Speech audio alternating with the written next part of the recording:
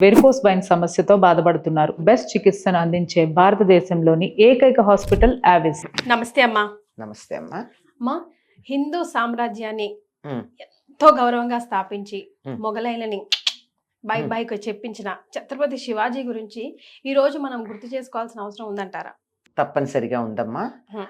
ఆత్మాభిమానం, ఆత్మగౌరవం, ఆత్మప్రశ్రయం ఉండాలి అని నిరూపించినటువంటి వాడు ఛత్రపతి శివాజీ. శివాజీ. హ్మ్. ఎందుకు అంటే అప్పటికి మొఘలాయిల పరిపాలనలో హిందూ జాతి, ఇవాళ వాడుతున్నాం ఆ పదం, పూర్వం అది వాడేవాళ్ళం కాదు. సనాతన ధర్మం, సనాతనులు ఇలాంటి పదాలు వాడేవారు. ఇప్పుడు టెక్నికల్గా అందరూ అది వాడుతున్నారు, తేలిగ్గా అర్థం అవుతుంది కనుక మనం కూడా హిందూ అన్న పదం వాడేద్దాం. హ్మ్. ఆ హిందూ మతాన్ని అనుసరించేటటువంటి వాళ్ళు చాలా హీనాతిహీన దీనాతి దీన స్థితిలో ఉన్నారు. హ్మ్. తన సంప్రదాయాన్ని పాటించాలంటే దానికి చాలా కష్టపడేవారు. హ్మ్. ఆ రోజుల్లో జిజియా పన్ను ఉండేది. హ్మ్. జిజియా పన్ను అంటే పిలక పెట్టుకుంటే దానికి పన్ను కడితే గానీ పిలక పెట్టుకోవడానికి వీల్లేదు. ఓహో, ఆ, ఎందుకో అమ్మా? ఎందుకంటే అది సనాతన ధర్మంలో తప్పనిసరిగా అందరూ తప్పనిసరిగా పిలక పెట్టుకోవాలి. పిలక ఉంటేనే వాడు సనాతన ధర్మాన్ని మగవాళ్ళు ప్రతి ఒక్కరు కూడాను తప్పనిసరిగా ఉండాలి. హ్మ్. అట్లాంటిది పిలక పెట్టుకుంటే పన్ను వేశారు. హ్మ్. ఇంకా దీన్ని బట్టి ఆలోచించండి, ఇక దేవాలయాలకు వెడితే ఎంత కష్టం, మన ధర్మాన్ని పాటిస్తే ఎంత కష్టం. అప్పట్లో ఆడవాళ్ళని ఎత్తుకుపోవడమేనా, చెరబట్టటమేనా, ఇలాంటివి చాలా చేసేవారు. హ్మ్. ఆవులుని మనం పూజిస్తాం కనుక వాళ్ళు గోమాంసం తినడం అన్నది ఒక నియమంగా పెట్టుకున్నారు. ఓ. గోమాంసం తినకూడదు అని ఖురాన్లో ఉందట. ఎందుకు తినకూడదో చెప్పారు. హ్మ్. గోవు పవిత్రమని కాదు. హ్మ్. ఆవు మాంసంలో విషం ఉంటుంది. హ్మ్. ఆవు ఏదైనా పనికిరాంది తింటే తన మాంసంలో ఉంచేసుకుని పనికొచ్చేదాన్నే పాల రూపంలో బయటికి పంపుతుంది కనుక పనికిరాని చెత్తంతా ఆవు మాంసంలో ఉంటుంది కనుక తినడం మంచిది కాదు అని చెప్పి ఖురాన్లో ఉంది అని అన్నారు. ఆ ముస్లింలే చెప్పినటువంటి మాట, దాన్ని బాగా పాటించేవాళ్ళు. హ్మ్. వీళ్ళు ఎందుకు తింటారంటే మనం హిందువులకి పవిత్రం గనక వాళ్ళని బాధించాలంటే ఏం చేయాలి, వాళ్ళకి యాంటీగా వర్క్ చెయ్యాలి. హ్మ్. ఆ విధంగా ఏదైతే హిందువులని బాగా గౌరవిస్తారో పాటిస్తారో వాటన్నింటినీ కూడా వ్యతిరేకించి పాటించే వాళ్ళని బాధించడం అన్న చాలా భయంకరమైంది. ఈ మహమ్మదీయుల పాలన వచ్చాకే ఆడవాళ్ల మీద అత్యాచారాలు, చెరబట్టటాలు ఉన్నాయి గనక ఆడపిల్లల్ని బయటికి పంపించకపోవడం, హ్మ్.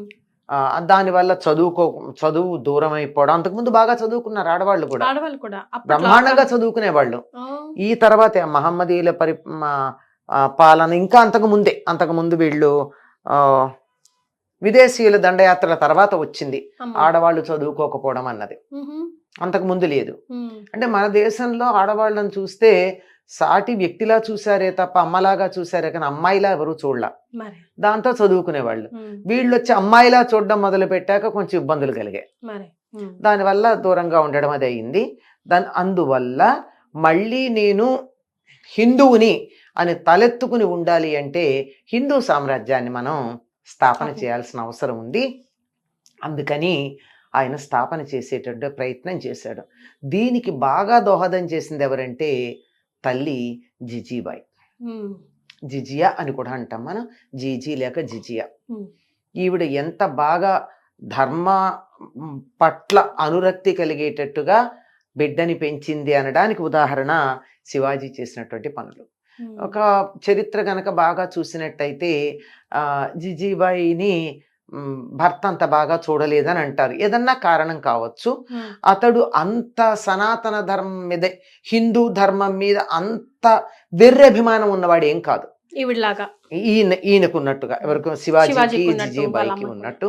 వీళ్ళు కొంతకాలం అడవిలోనే ఉన్నారు, తినడానికి రొట్టె కూడా దొరకని పరిస్థితుల్లో ఉన్నారు. అంత కటిక దరిద్రాన్ని, ఇబ్బందుల్ని భరించిన తర్వాత ఒక రకమైనటువంటి కసి అంటామే, ఆంగ్లంలో సైకాలజిస్టులు చెప్తారు, కిల్లర్ ఇన్స్టింక్ట్ అని ఒకటి అంటారు. అటువంటి దానితో హిందూ సామ్రాజ్యాన్ని స్థాపించాలని బయలుదేరాడు. యువకులందరినీ సేకరించేవాడు. ఎట్లా ఒక్కొక్క గ్రామానికి వెళ్ళి చిన్నతనం నుంచే ఆ గ్రామంలో ఈ హిందూ ధర్మం మీద అభిమానం ఉన్న వాళ్ళందరినీ ఒకటి వాళ్ళని అక్కడ చాలా గుట్టుగా రహస్యంగా వాళ్ళందరూ చక్కగా ఒక టీమ్గా తయారయ్యేటట్టు అలా ఎక్కడికక్కడ చేసి మొత్తానికి ఒక్కసారిగా తన రాజ్యాన్ని తాను స్థాపించుకుని ఔరంగజేబు అంతటి వాడిని గడగడలాడించాడు. ఎక్కడి నుంచి వచ్చి ఎట్లా యుద్ధం చేస్తాడో తెలియదు. వాళ్ళదంతా ఆర్గనైజ్డ్ యుద్ధాలు. ఇది ఎక్కడి నుంచి చేస్తాడో ఈ టెక్నిక్ ఏమిటో అర్థం కాలేదు వాళ్ళకి. శివాజీ ఎట్లా యుద్ధం చేస్తాడు అన్నది అర్థం కాల. సింహగఢం అనేటటువంటి ఒక కోట ఉంది, దానికి సంబంధించి ఒక కథ కూడా చెప్తారు. ఏమంటే ఒకరోజు శివాజీను తల్లి చదరంగం ఆడుతున్నారట. నేను గెలిస్తే నేను అడిగింది నువ్వు ఇవ్వాలి అని అడిగింది తల్లి. సరే ఏదో కావాలనే తల్లి గెలిచేటట్టుగా తల్లి అడిగే కోరికలేవి తన వ్యక్తిత్వానికి మెరుగు పెట్టేవే ఉంటాయి కానీ వేరేవి కాదు కదా. అందువల్ల ఆవిడ గెలిచి అట్లా చూపించిందిట కిటికీలోంచి సింహగఢం కోట నాకు కావాలన్నట్టుగా. అంటే దాన్ని ఇతడు సాధించాలని. అప్పుడు ఈయనలో ప్రధానంగా ఉండేటటువంటి సేనా నాయకుడు తానాజీ అన్న అతన్ని పంపిస్తాడు. సింహగఢం వస్తుంది కానీ తానాజీ పోతాడు. అందుకని గడ్మిలా సింహం పోయింది అంటాడు. సింహం పోయింది, గఢ్ మాత్రం వచ్చింది అని చాలా చాలా ప్రణాళికాబద్ధంగా చేయడం జరిగింది. ఇట్లాంటి వాళ్ళని దేశభక్తి కలిగిన వాళ్ళు, ఇక్కడ దేశభక్తి అంటే ఇప్పుడు మనం అనుకుంటున్న ఇండియా లాంటివి కాదు. దేశభక్తి అంటే ధర్మం మీద అభిమానం, భారతదేశం అనే దాని మీద అభిమానం. అంటే ఒక ప్రాంతం ఇవి ముక్క అయిపోయింది, అది ఒక పాకిస్తాన్ పక్కకి వెళ్ళి బంగ్లాదేశ్ పక్కకి వెళ్ళి ఇంకో ముక్క అక్కడికి వెళ్ళి ఇంకో ముక్క అక్కడికి వెళ్ళి ఇప్పుడున్న ఇండియా దట్ ఈజ్ భారత్ అని చెప్పేది కాదండి అప్పుడు భావన. ఇప్పటిది ఇది సుమారుగా 75 ఏళ్ల నుంచే ఉన్నటువంటి భావన ఇది. అంతకుముందు ఏదంటే మొత్తం అంత అఖండంగా ఉండేటటువంటి బర్మా ఇదంతా కూడా కలుపుకుని ఇటు పక్క అంతా పాకిస్తాన్, ఆ పక్కనంతా ఉండి నేపాలు, టిబెట్ సరిహద్దుల దాకా ఉన్నటువంటిదంతా భారతదేశంగా పరిగణించబడేది.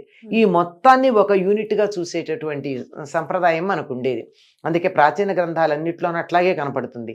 అటువంటి దాని మీద ఉన్నటువంటి అభిమానం ఉన్నటువంటి వాళ్ళందరినీ చేర్చుకుని దేశభక్తితో అంత చక్కగా తయారు చేయడం జరిగింది.